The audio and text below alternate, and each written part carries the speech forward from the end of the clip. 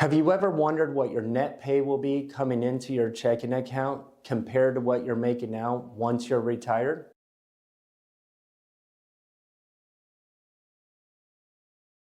Hi, I'm Todd Gurno here with Three Creeks Capital.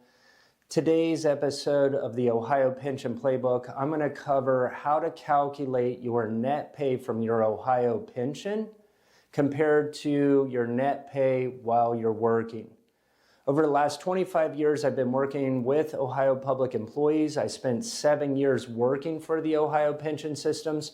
So I'm going to share with you how I calculate net pay for public employees in retirement. This is usually miscalculated unless you do it this way. So let's get started. As you can see here, we have a pay stub. What's the most important thing that we know about your pay stub? Ultimately, it's what's here at the bottom. As you can see, the net pay. In this example, this person's getting paid twice a month. So we just take this number times 2. And what we know that's really misleading in retirement is that you're no longer paying into the Ohio pension systems, probably not putting into your deferred comp, those types of things any longer. So ultimately, your current net pay and your Ohio pension net pay are going to be very similar. So let me show you how to do this. So on one side here, I've got your pay stub. And then this is your current take home. And then from your pension, we're going to just calculate what that's going to look like.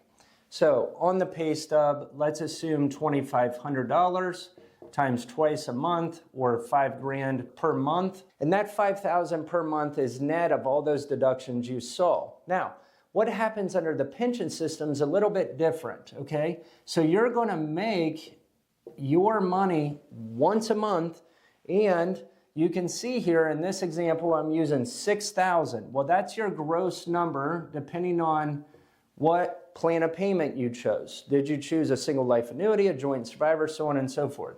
So take that gross number, and then what we know is you don't have all of those other deductions when you're retired. You have federal and state tax, no city and local. If you have a school district income tax where you live, you'll have to settle up with your school district when you file your taxes, not before that.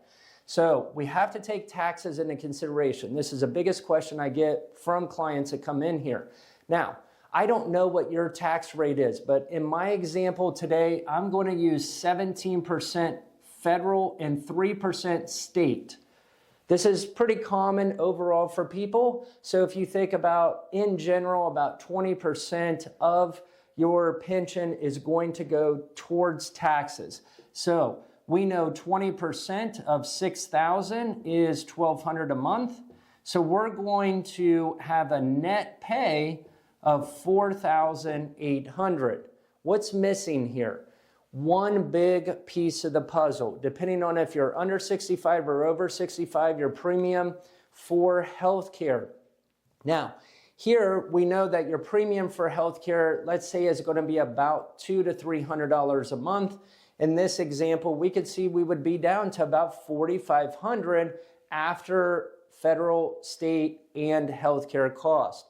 So in this example, you're now seeing exactly what your net pay is compared to your current net pay with your employer. In this example, I've replaced about 90 to 95% of my current net pay in retirement. If you have questions about this, give us a call. We want you to get this right so that you don't miscalculate how much your net pay is in retirement.